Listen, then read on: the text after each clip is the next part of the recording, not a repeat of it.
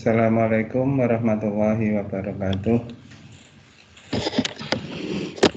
Alhamdulillah wa syukurillah la haula wa la quwata illa billah. Pertama kita panjatkan puji syukur kita kehadirat Allah Subhanahu wa taala, di mana di siang kali ini kita diberi kesehatan, kesempatan sehingga bisa kuliah perencanaan pembangunan khususnya kelas D ini. Tempo hari minggu yang lalu kita sudah UK1 atau uji kompetensi 1 yang berkaitan dengan teori pembangunan, konsep pembangunan, terutama di negara dunia ketiga atau negara berkembang. Ya, tentu saja hasilnya ada yang sangat baik, ada yang cukup, tapi yang sangat kurang nggak ada ya. Rata-rata bisa menjawab dan kata kuncinya ya sudah masuk, cuma deskripsi tentang ilustrasi ini yang masih kurang. Tentu saja itu nanti dikembangkan lebih lanjut ya untuk UK2 nanti ya, yang merasa masih kurang nanti ada perbaikan di UK2.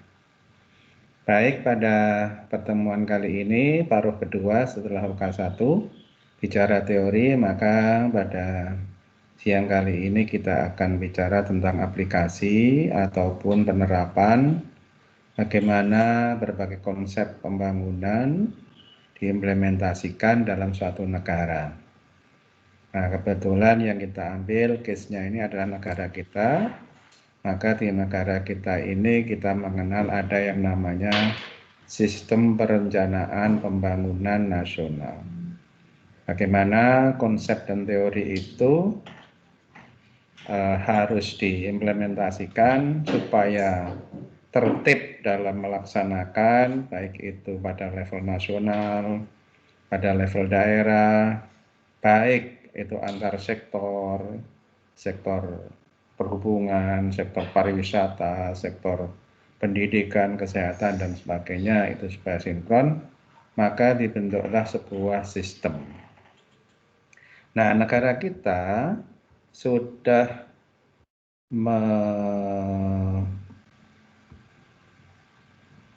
atau menyusun atau menerbitkan peraturan perundangan yang menjadi rujukan dari seluruh stakeholder di negara kita dalam menyusun pembangunan, bagaimana masa depannya, situasi kayak apa ke depan, mental model, harapan yang ada di masa depan kayak apa, itu pasca reformasi tahun 2004 telah dicetuskan, diterbitkan Undang-Undang Nomor 25 tahun 2004.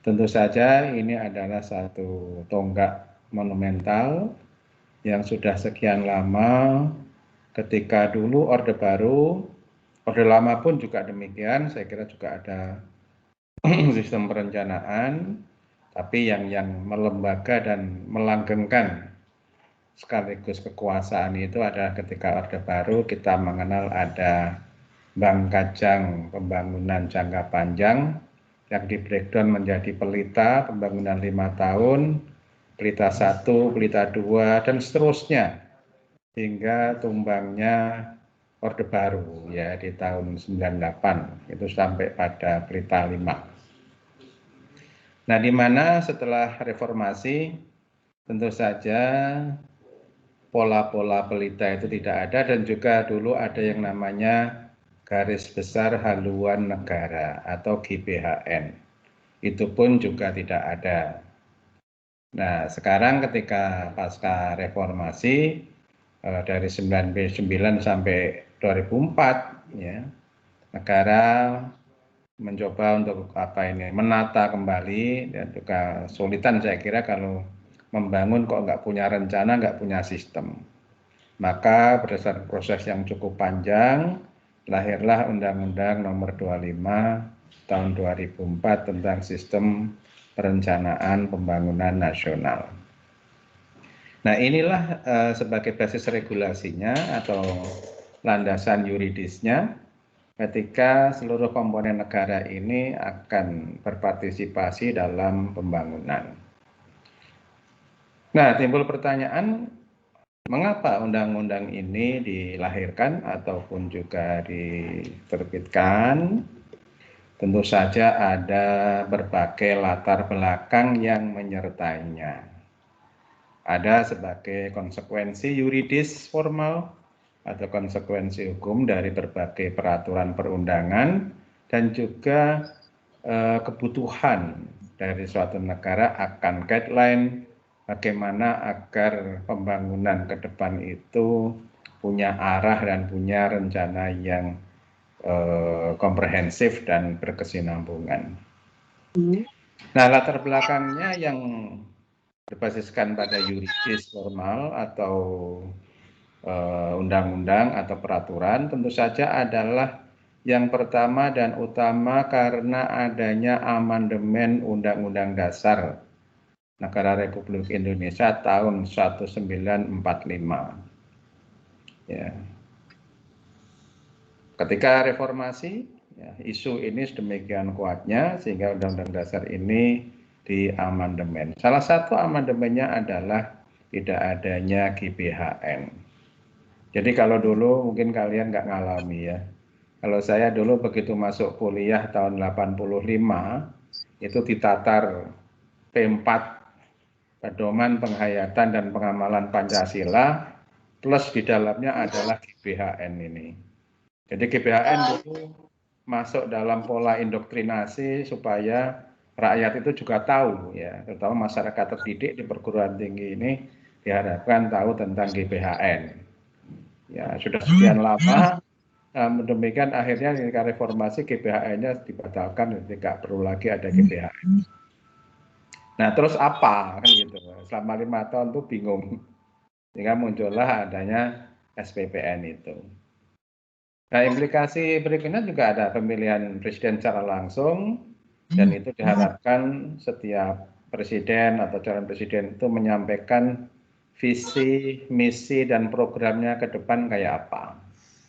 Nah, ini juga yang tercantum dalam Undang-Undang 23 tahun 2003 tentang pemilihan presiden, maka mau tidak mau adanya suatu guideline ya, agar presiden itu menyampaikan visi, misi, dan programnya itu ya sesuai dengan apa yang menjadi visi misinya negara ke depan. Dalam level daerah tentu saja dengan adanya Undang-Undang 22 tahun 99 sebagai undang-undang pemerintahan daerah yang baru di era otonomi, sedemikian besarnya daerah diberi keleluasaan, ya adanya desentralisasi otonomi daerah, maka tahun 99 itu pasca reformasi sering disebut dengan istilah era otonomi daerah. Ya. Kepala daerah juga dipilih secara langsung dan juga daerah punya kekuatan, ya, punya otonomi yang real karena sebagian besar urusan itu diserahkan ke daerah. Maka daerah pun juga harus membuat atau menyusun dokumen perencanaan yang komprehensif dan berkesinambungan juga. Nah, berikutnya adalah karena adanya reformasi di bidang keuangan negara, yang itu juga nanti sampai pada reformasi keuangan daerah. Undang-Undang 17 tahun 2003 saya kira itu tonggaknya, Undang-Undang tentang keuangan negara, bahwa dalam penyusunan RKPBN itu harus ada RKP-nya dulu, rencana kerja pembangunan. Kalau di daerah untuk menyusun RAPBD juga harus ada pedomannya, yaitu RKPD daerah. Nah, inilah yang menjadi tonggak ya, kenapa perlu adanya suatu sistem perencanaan. Dulu memang awal-awalnya Bappenas di pusat atau Bapeda di daerah itu dulu dianggap sebelah mata ya. Dulu kan ada ini biasa kan di kementerian atau di lembaga atau OPD daerah itu sering-sering saling melirik kan gitu kan. Dengan ada pesimis itu kerjaannya apa, coba ngerencanain gitu. Tapi di era sekarang demikian pentingnya Ya karena tanpa adanya suatu RKPD, ya, maka anggaran itu tidak akan bisa terwujud karena proses rangkaiannya sedemikian panjang dalam proses perencanaan yang diakhiri dengan adanya rencana kerja pembangunan daerah itu.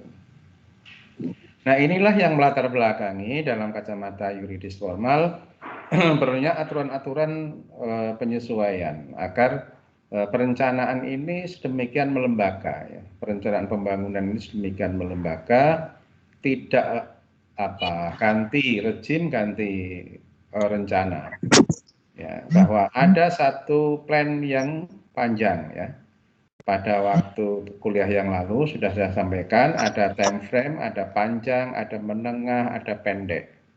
Nah yang panjang ini nggak bisa rezim ataupun sistem pemerintah daerah yang berlaku 5 tahun atau bupati terpilih ataupun gubernur terpilih atau wali kota terpilih itu merubah time frame yang sifatnya jangka panjang. Dia bisa masuk untuk yang jangka menengah. Ya nanti kita akan masuki satu-satu ya, RPJP, RPJM, RKP nanti kita akan masuki satu-satu. Nah, namun yang jelas berdasarkan pada urutan waktu, ya, maka ada rencana yang sifatnya jangka panjang, jangka menengah, dan jangka pendek, dan itu sudah diimplementasikan dan dilindungi oleh Undang-Undang Nomor 25 Tahun 2004 tersebut. Nah, apa itu sistem perencanaan pembangunan nasional? Jadi bisa dilihat dari definisinya atau definisi bahwa SPN adalah satu kesatuan tata cara perencanaan pembangunan. Ya, jadi tata cara itu menyangkut proses, menyangkut bagaimana ketentuannya, terus bagaimana tahapannya. Ya, ini adalah tata cara. Untuk menghasilkan apa? Untuk menghasilkan rencana-rencana pembangunan. Apa jangkanya? Jangka panjang, jangka menengah, dan tahunan. Dan itu dilaksanakan oleh unsur penyelenggara negara dan masyarakat. Jangan lupa ya, bahwa dalam sistem perencanaan ini masyarakat dilibatkan dalam proses perencanaan. Jadi tidak hanya unsur penyelenggara negara, tapi juga masyarakat, di mana baik yang ada di pusat maupun yang ada di daerah. Nah, mungkin kalian pernah mendengar itu ada yang namanya penjaringan aspirasi masyarakat yang dilaksanakan oleh DPRD atau DPR, ya, yang turun ke bawah, turun ke daerah pemilihan untuk mencari aspirasi dari rakyat, dari masyarakat mengenai usulan-usulan pembangunan. Nah, itu juga melibatkan masyarakat. Itu yang dilakukan di legislatif, ya. Untuk eksekutif mungkin pernah mendengar adanya musrenbang, ya, musyawarah rencana pembangunan, baik di kecamatan, di pedesaan, ya. Kalau di Jogja sekarang pakainya bukan kecamatan tapi Kapanewon, ya. Penewu, camat itu namanya Penewu. Kalau kecamatan Gamping, Kapanewon Gamping. Kecamatan Kasihan, ya. Kapanewon Kasihan. UMY itu ada di Kapanewon Kasihan. Desa menjadi kalurahan. Kalurahannya Kelurahan Taman Tirto. Bukan kelurahan, ya. Kalau kelurahan itu adanya di kota Yogyakarta yang dikepalai oleh seorang lurah kota. Yaitu dia organ OPD kecamatan. Tapi kalau kelurahan itu yang desa itu bukan OPD. Nah itu ya yang melibatkan, jadi ada unsur penyelenggara negara juga ada, masyarakat juga ada. Inilah salah satu wujud dari demokratisasi dalam perencanaan, ya, artinya memperluas ruang partisipasi masyarakat dalam proses perencanaan. Artinya, aspirasi mereka di dalam proses pembangunan itu dilindungi oleh undang-undang. Zaman Orde Baru ada atau enggak? Ada, yaitu yang namanya LKMD. Namun sering-sering ya ini di kalangan para masyarakat akademisi itu ya nyinyir gitulah istilahnya. Karena dulu itu banyak sekali perencanaan yang sifatnya top down. Apa top down? Dari atas ke bawah. Lawannya top down apa? Lawannya top down. Ada yang tahu?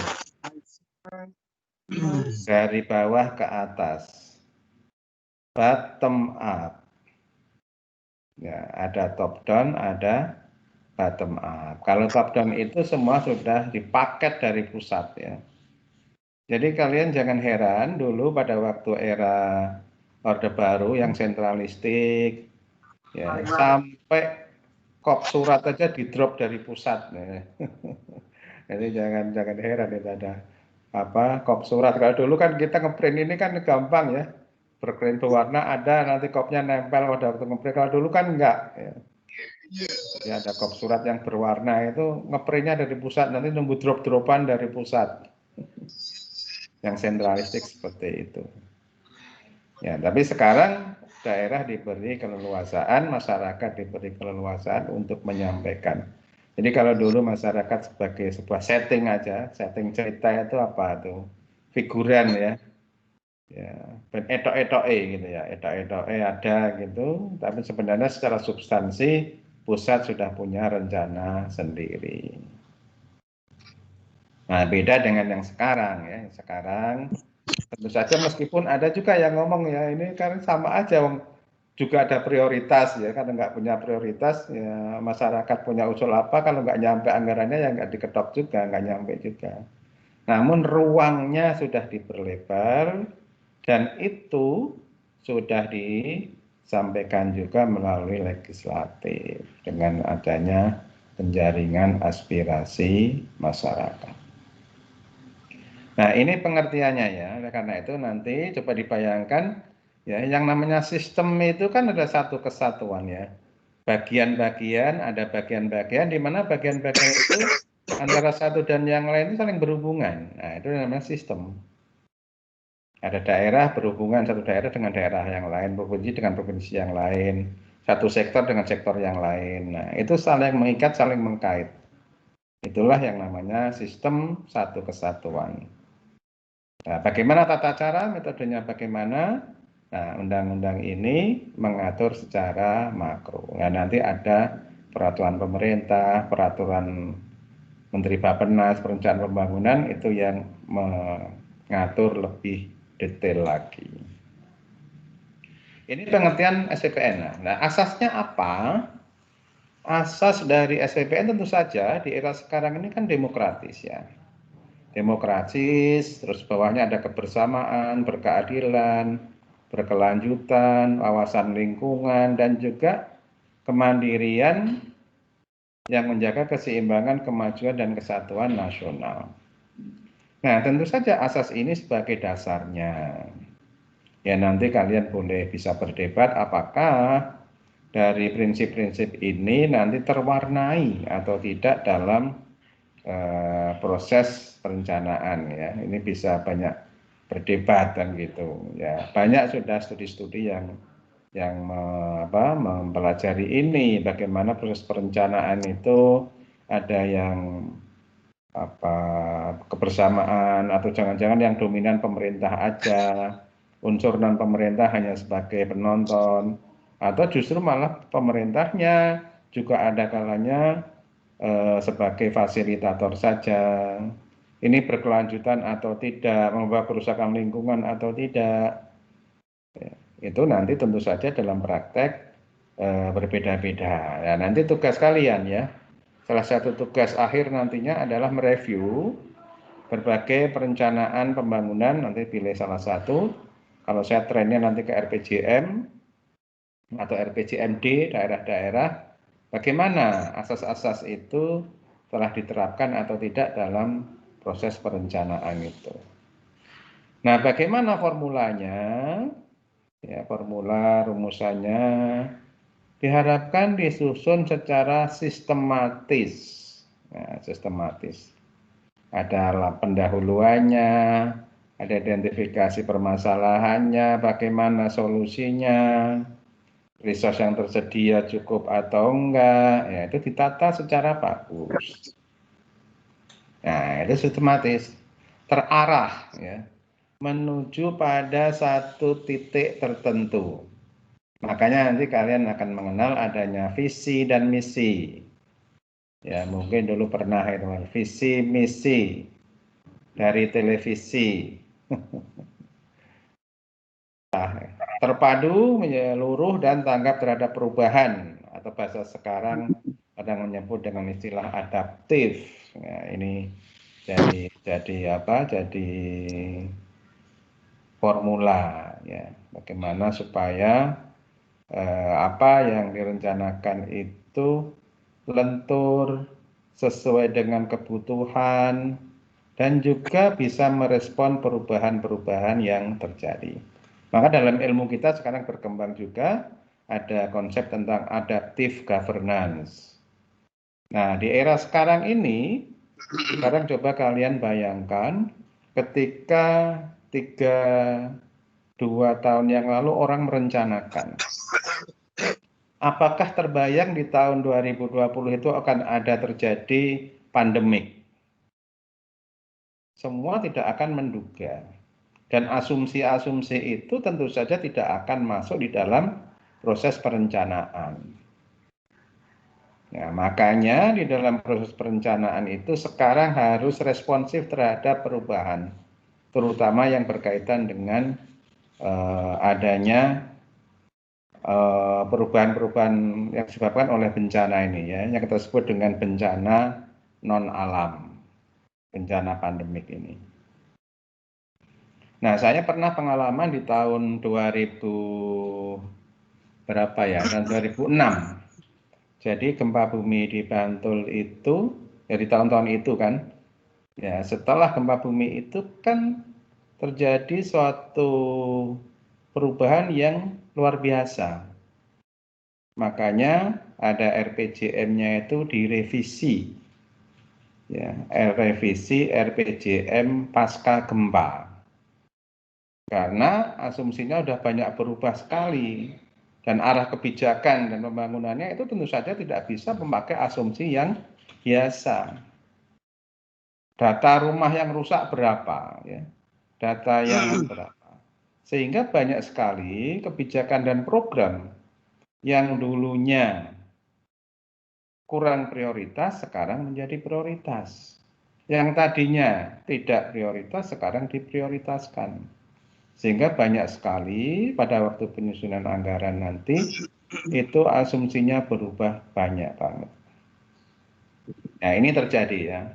Jadi ada revisi itu tidak masalah ya, tidak masalah karena juga menyadari bahwa antara eksekutif dalam ini pemerintah kabupaten dan juga DPRD-nya itu sepakat untuk mengamandemen perda yang berhubungan dengan RPJM itu.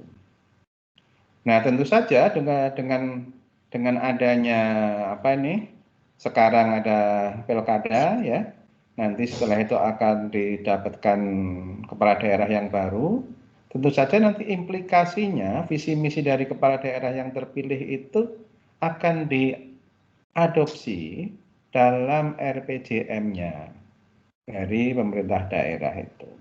Yaitu nanti teknisnya Bapeda yang mengurusnya. Nah, sekarang bagaimana pelaksanaannya? Pertama adalah adanya kepastian hukum. Nah, kepastian hukum inilah yang dikunci dengan yang namanya peraturan daerah. Jadi kalau taruhlah ya, kalau di daerah ada RPJP dan RPJM itu ditetapkan dengan peraturan daerah. Coba kalau kalian baca di hierarki peraturan perundangan itu kan mulai dari Undang Dasar 45, Undang-Undang, Perpu, PP dan sebagainya hingga sampai pada yang level yang bawah yaitu peraturan daerah. Maka ini menjadi pedoman. Jadi kepastian hukum itu bahwa dalam menyusun kegiatan, program hingga nanti pada pembiayaannya melalui APBD itu harus berdasarkan pada ketentuan-ketentuan yang sudah ditetapkan. Nah, itu melalui peraturan daerah. Kalau di level daerah. Kalau di nasional tentu saja akan di undang-undang. Undang-undang tentang RPJM, nah itu ada. Undang-undang tentang RPJP, itu juga ada. Nanti bisa dilihat satu persatu. Berikutnya adalah tertib dalam penyelenggaraan. Tertib bahwa itu diacu, makanya setiap OPD, ya kalau di daerah namanya OPD ya, dari dinas-dinas daerah, badan-badan daerah, kantor-kantor di daerah itu namanya OPD. Dalam menyusun kegiatan-kegiatan tahunannya, dia tidak boleh lepas dari itu. Adanya RPJM daerah dan juga adanya RKP daerah. Maka dalam pelaksanaannya pun juga harus ada tertib dalam penyelenggaraan dan dilaporkan melalui sistem akuntabilitas yang tertib pula. Nah, di sini kita mengenal adanya ya LAKIP, ya, laporan akuntabilitas kerja instansi pemerintah. Yang ketiga adalah berdasarkan kepentingan umum. Ya memang karena pembangunan ini ya bagi semua warga harus semuanya terlibat, semua stakeholder harus mendukung ini dan juga apa yang diperjuangkan itu menyangkut kepentingan umum. Mestinya kalau kita lihat nanti proses dan mekanismenya tidak ada yang untuk kepentingan kelompok atau untuk kepentingan pengusaha secara teoritis lah ya. Karena proses mekanismenya itu selalu ada musrenbang, ada penjaringan aspirasi masyarakat dan itu melalui berbagai tahap. Nanti di arah kebijakan juga akan dicermati oleh DPRD. Namun sering-sering dalam realitasnya ya banyak yang disinyalir bahwa ini untuk kepentingan kelompok. Ya, kalau dalam bahasa yang lebih luas lagi apalagi kalau dimanfaatkan oleh incumbent ya, atau calon kepala daerah yang dulunya udah jadi pengen maju lagi itu biasanya banyak itu ya daerah-daerah basisnya itu dibaikin dulu ya. Makanya jangan heran kalau lihat ada di daerah kok jalan yang di aspal belok-belok itu ya itu karena ada kepentingan politis di sana ya bukan kepentingan teknis KPU-an ya, tapi adanya satu kepentingan-kepentingan tertentu dalam rangka untuk menarik suara. Dalam hal ini kepentingan umum pun juga bisa diperdebatkan. Berikutnya adalah keterbukaan, oke ya, karena memang ini bisa diakses, kalau bisa setiap orang bisa mengetahui lewat kelompok-kelompok masyarakat, proporsionalitas, profesionalitas, dan akuntabilitas. Itu asas-asasnya. Sedangkan tujuannya saya kira tentu saja kata kuncinya adalah koordinasi dan sinkronisasi ya. Karena supaya antar berbagai sektor, antar berbagai daerah, antar ruang, antar waktu, antar fungsi pemerintahan itu bisa terkait semua. Ya pokoknya dengan sistem ini supaya tidak terkesan jalan sendiri-sendiri. Nah, seperti ya bayangkan sebuah orkestra lah begitu ya. Untuk membentuk sebuah lagu yang indah, lagu yang enak didengar itu musik itu kan beda-beda. Ada yang pakai notasi, ada yang perkusi, ya, ada vokal, macam-macam itu. Tapi menyuarakan untuk satu harmoni. Nah, sistem perencanaan ini dihadapkan seperti itu. Nanti ketika itu dimainkan bareng, maka akan membuat suatu hal itu menjadi sinkron. Nah, juga dilihat juga konsistensinya, bagaimana perencanaan, penganggaran, pelaksanaan, dan pengawasan itu membuat satu rangkaian.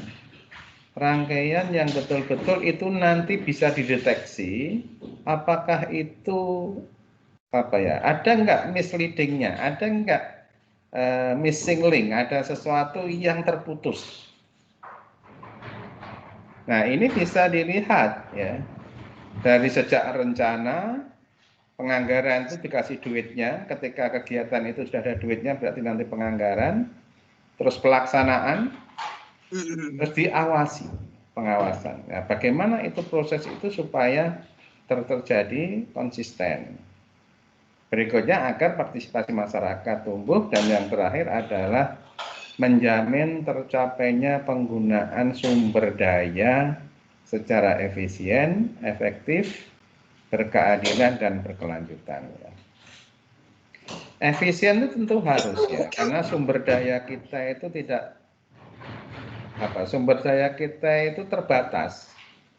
Namun keinginan tidak terbatas, kebutuhan tidak terbatas. Ya, sama dengan negara kita, sama dengan keluarga kita, atau kita diri kita sendiri, seringkali kan begitu ya. Yang diinginkan banyak, tapi kan yang kita punya ini kan tidak bisa mencapai, tidak bisa membiayai itu semua.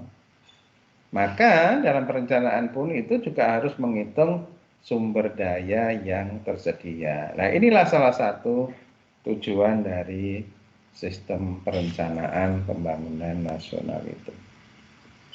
Nah, lingkupnya bagaimana? Tentu saja lingkupnya itu ada yang ada di pusat dan di daerah ya, karena kita negara kesatuan. Ada yang pusat itu nasional, ada yang di daerah itu bisa jadi provinsi, bisa jadi kabupaten, kota. Ya. Apa saja? Nah, itu tadi ada RPJP, Rencana Pembangunan Jangka Panjang, bisa nasional, bisa daerah. Berikutnya ada RPJM, Rencana Pembangunan Jangka Menengah, bisa nasional, bisa daerah. Rencana Kerja Pemerintah, RKP, bisa nasional, bisa daerah. Nah, berikutnya yang kementerian dan lembaga, dia harus punya yang namanya rencana strategis. Di daerah, OPD juga punya rencana strategis. Kalau di bahasanya Undang-Undang 25 ini masih namanya Satuan Kerja Perangkat Daerah atau SKPD ya. Yang bahasa nomenklatur sekarang itu sudah berubah menjadi OPD, Organisasi Perangkat Daerah. Nah, berikutnya di tahunan itu ada Renja, Rencana Kerja. Pemerintah punya Renja, ya, kementerian itu juga punya Renja. Di daerah OPD juga punya Renja. Nah, kalau di Renja ini sudah agak detail, maka dia sudah menunjukkan adanya indikator-indikator kinerjanya. Kalau di Renstra adalah indikator kinerja utama, tapi kalau di Renja ini sudah indikator-indikator yang sudah agak detail. Ini lingkup perencanaannya, ya, jadi bisa diingat. Kita mulai highlight untuk RPJP. Ya, RPJP itu apa yang dimuat di sana? Di dalamnya mesti harus ada visi, misi, dan arah pembangunan nasional. Karena ini dibuat untuk jangka waktu yang panjang, 20 tahunan, ya. Tentu saja orang stakeholder ini berandai-andai. Berandai-andai. 20 tahun ke depan ini Indonesia mau jadi apa gitu kira-kira ya. Negara kita ini mau jadi apa, provinsi kita ini mau jadi apa, kabupaten kota ini mau jadi apa. Nah, itu namanya visi. Mental model, gambaran masa depan yang akan dicapai itu kayak apa. Itu tertuang dalam RPJP, ya, visinya. Visi biasanya rumusannya menjadi, ya, to be, menjadi negara yang apa, menjadi kabupaten yang apa, menjadi provinsi yang apa. Di tahun 20 ke depan, 20 tahun ke depan. Nah, baru yang kedua adalah misi. Itu yang namanya bahasanya to do, melakukan sesuatu untuk mencapai visi tersebut. Nah, biasanya do-nya itu melaksanakan, menyelenggarakan, melakukan, nah gitu kan. Nah, kalau gampang di perguruan tinggi kita ini, kalau misi biasanya tridharma ya, menyelenggarakan pendidikan pengajaran, melaksanakan penelitian, pengabdian masyarakat, ya. Nah, itu yang di perguruan. Tapi kalau di pemerintah daerah tentu saja sangat bervariasi. Nah, do yang paling utama itu untuk konteks ilmu pemerintahan kita ini adalah menyelenggarakan pemerintahan yang efektif. Ini bahasa administrasi itu seperti itu. Efektivitas pemerintahan. Do-nya itu seperti itu di sektor pemerintahan. Berikutnya arah pembangunan nasional. Kalau itu nasional, kalau di daerah arah pembangunan daerah. Kedepannya kayak apa pembangunan daerah kita ini? 20 tahun ke depan Jogja mau jadi apa? Kayak apa? Kalau saya sudah bisa merasakan ya, karena saya tahun 85 sudah ada di Jogja. 85 berapa sekarang? 35 tahun. 35 tahun di Jogja. Sehingga tahu perubahan-perubahan yang terjadi. Ya. Sosok juga saya cross check dengan dokumen perencanaannya ini kok rasanya kok ya banyak yang nggak terwujud itu. Nah itu nanti analisis kalian ya, ini nanti di PR-nya atau di tugasnya nanti coba direview itu salah satunya di RPJM, RPJP.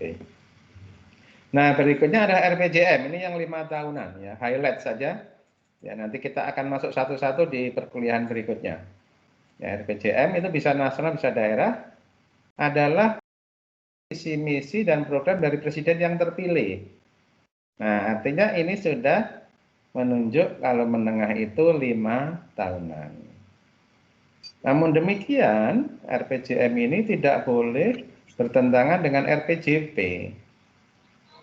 Ya, di dalam perencanaan sama dengan aturan hukum itu bahwa sifatnya hierarkis ya, yang di bawah tidak boleh bertentangan dengan yang di atas. Kalau ngatur itu yang di bawah, yang nggak boleh bertentangan aturan yang ada di atasnya. Nah di daerah pun juga demikian ya, dia penjabaran visi misi dan program kepala daerah. Pedomannya juga RPJP daerah. Nah cuma kalau di daerah dia ada dua ya, pedomannya RPJP daerah, jangan lupa memperhatikan RPJM nasional ya, karena apa ada negara kesatuan kan, kita bukan negara serikat kan gitu. Kita tetap induknya adalah negara kesatuan Republik Indonesia, sehingga tetap memperhatikan RPJM nasional. Nah, batang tubuh dan isinya apa?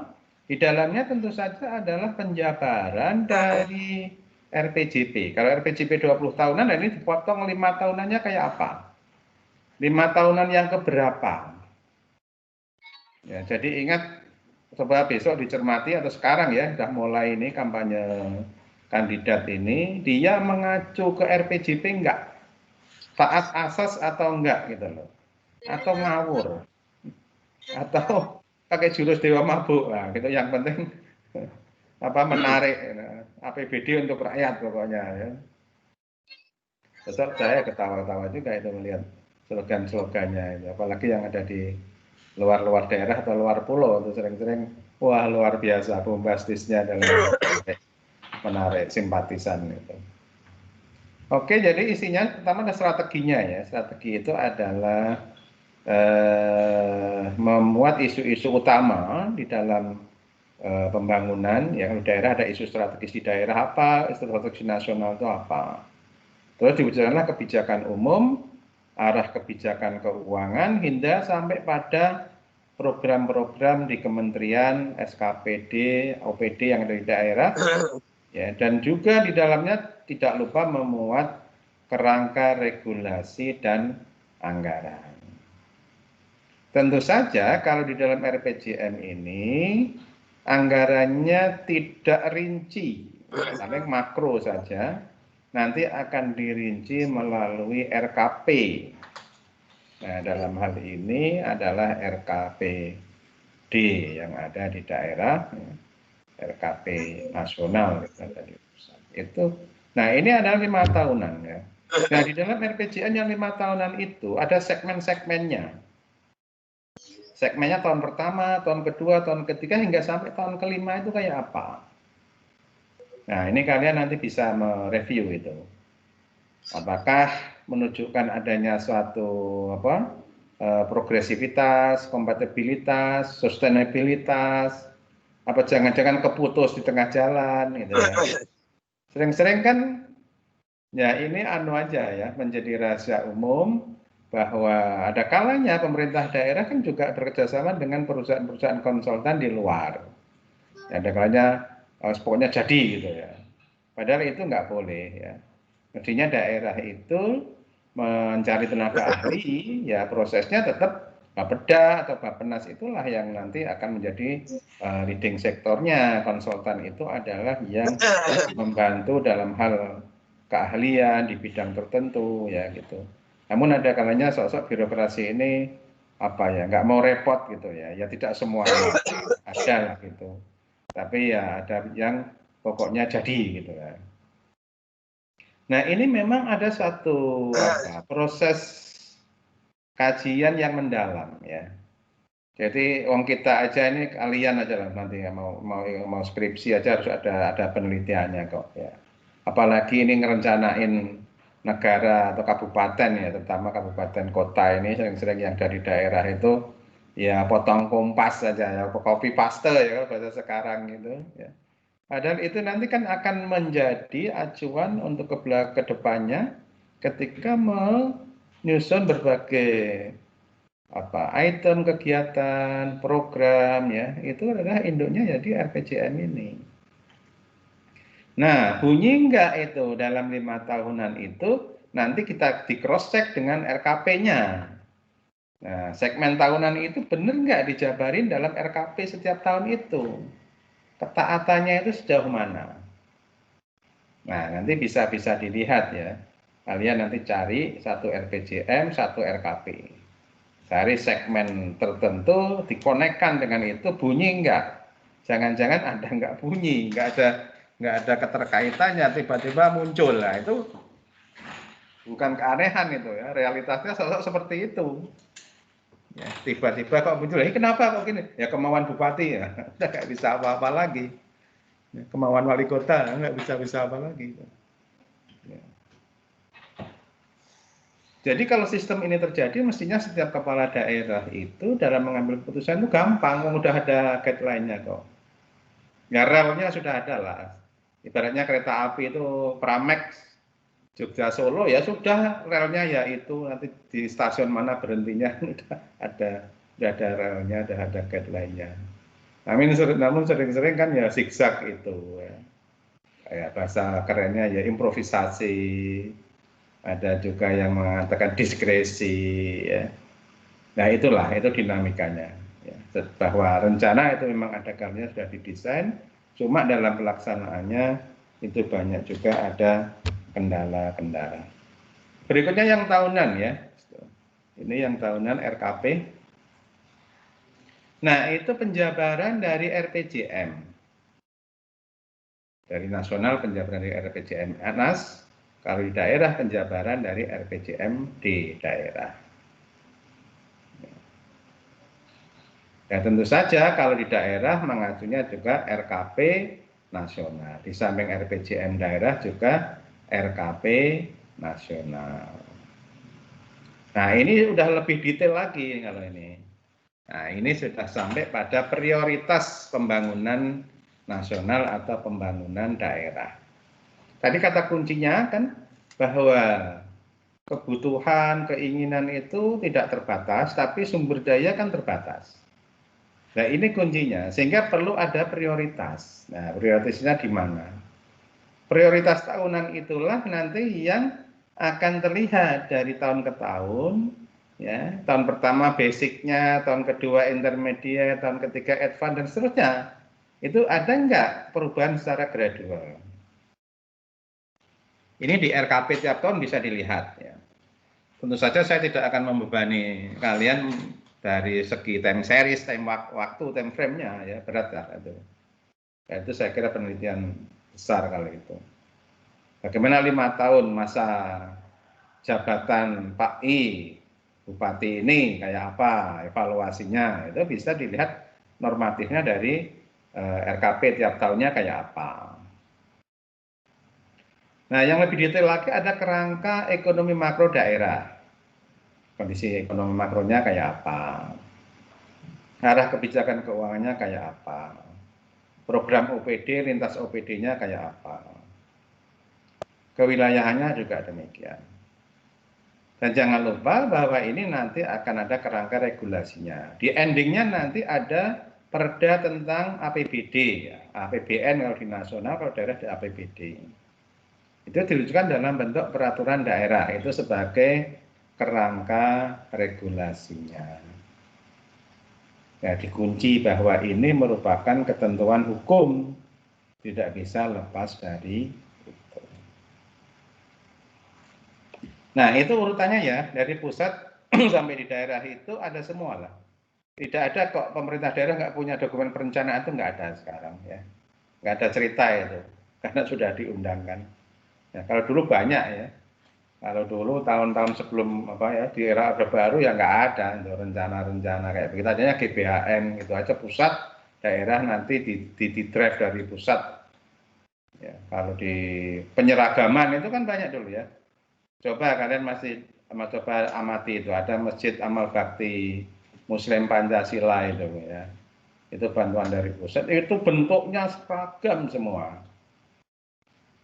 Ya, apapun seragam. Coba bayangin kalau dulu itu OPD di daerah itu setiap daerah sama OPD-nya. Tidak ada, kalau sekarang kan nomenklaturnya macam-macam nih. Urusannya kan juga beda-beda. Ya, kalau dulu sering terjadi, masa ada dinas perikanan dan kelautan, kelautan nggak ada lautnya, itu terjadi. Di Temanggung, di Magelang punya dinas perikanan dan kelautan. Dinas kehutanan juga ada tapi nggak punya hutan, ya. Juga terjadi dulu. Ya, karena memang penyeragaman dari pusat itu. Nah, sekarang dengan adanya keleluasaan itu, maka di dalam merencanakan pun juga demikian. Ya, ini ada pusat dan daerah itu punya hierarki dan punya juga rentang waktu tadi itu. Nah, di organ-organ pelaksananya, di kementerian itu K dan L itu kementerian dan lembaga. Ya, di daerah ada SKPD atau OPD itu, dia juga punya rencana yang namanya Rinstra, kementerian dan lembaga. Ini yang ramai jadi pembicaraan, apakah kementerian itu punya visi misi atau enggak. Ini kalau Pak Presiden kita ini dulu kan kementerian itu enggak punya visi, yang punya visi presiden. Nah, kementerian itu sebagai pelaksana gitu. Sama di daerah, OPD itu punya visi atau enggak. OPD itu ya penyelenggara urusan pemerintahan, tidak perlu ada visi misi. Namun undang-undang ini masih melindungi ya bahwa di dalam organ-organ pemerintahan baik di pusat maupun di daerah itu harus menyusun Renstra yang namanya rencana strategis ya. Renstra itu rencana strategis. Itu juga disusun selama 5 tahunan. Ya misalkan kalau di daerah itu Dinas Pekerjaan Umum punya satu Renstra, Dinas Kesehatan punya Renstra gitu. Dan nanti di dalamnya ada itu tujuan, strategi kebijakan, program-programnya apa, kegiatan-kegiatan yang indikatif apa ya. Kegiatan-kegiatan indikatif itu adalah kegiatan-kegiatan yang mempunyai ukuran-ukuran kinerja yang bisa dikuantifisir, bisa diukur gitu ya istilahnya ya. Ini rame dulu ya. Orang buat Renstra itu dulu pada waktu awal-awal reformasi tahun 2002, 2003 itu wah banyak sekali saya bimbing-bimbing apa nih OPD gimana cara visi misi tujuan sasaran itu wah ramai nggak paham-paham tuh bintang. Sekarang sudah barang biasa. Dulu barang baru ini ya. Pemerintah nggak pernah mengenal ada visi, misi, strategi, itu nggak ada. Sekarang udah biasa ya. Orang belajar lakip itu dulu lama itu. Ya. Belajar renstra juga lama itu ya. Dari daerah ke daerah bimbing renstra itu dulu saya sering gitu. Ya, jadi sekarang sudah terbiasa dan menyerap ilmu ini kan juga sudah melembaga. Dari tahun ke tahun orang sudah banyak bisa membuat sendiri seperti ini. Berikutnya yang terakhir ini adalah Renja atau rencana kerja. Bisa di kementerian juga bisa di OPD di daerah. Nah, inilah penjabaran dari Renstra itu nanti ada Renja yang sifatnya tahunan. Renja ini sudah menunjuk pada kegiatan-kegiatan yang detail. Ya, mana yang kegiatan pembangunan yang dilaksanakan pemerintah, mana yang juga mendorong partisipasi masyarakat. Sekarang itu seperti itu ya. Selalu ada unsur partisipasi masyarakatnya, itu tidak boleh lepas. Renja ini yang paling bawah dan indikatif. Nah, gambarannya seperti ini ya. Kompleksitas bukan kompleksitas ya, sebutlah tertib urutan, nah gitu ya.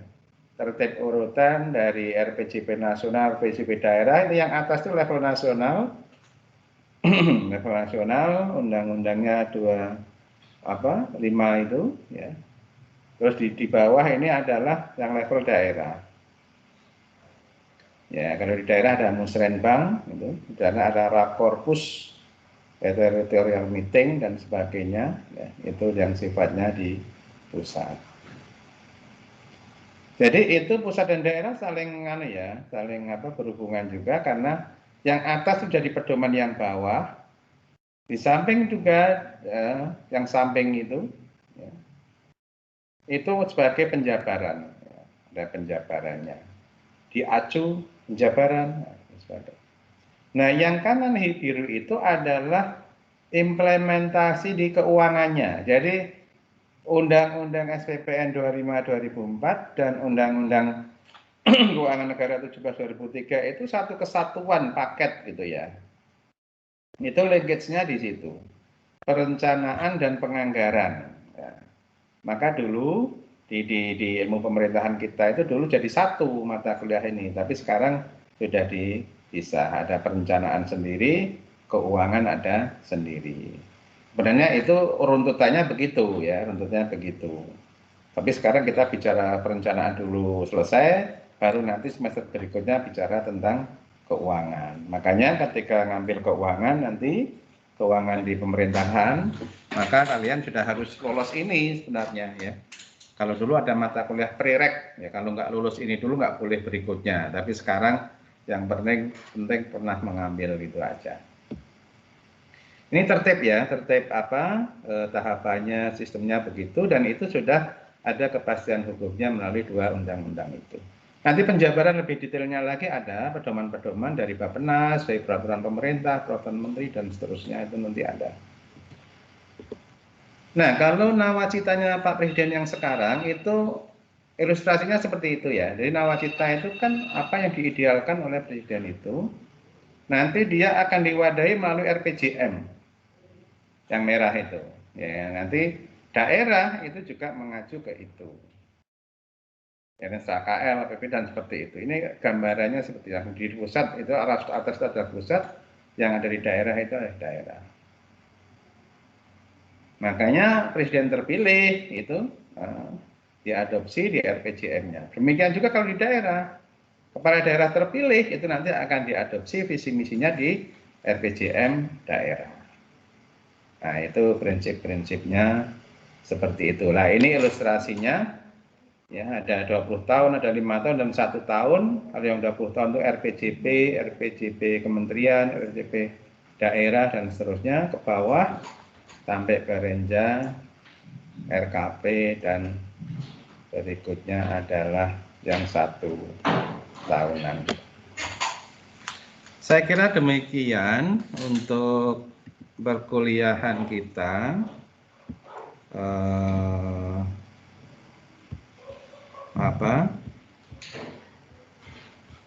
mengenai sistem perencanaan pembangunan nasional. Jadi kalau kita bicara SPPN, tentu saja kita bicara di negara kita ini.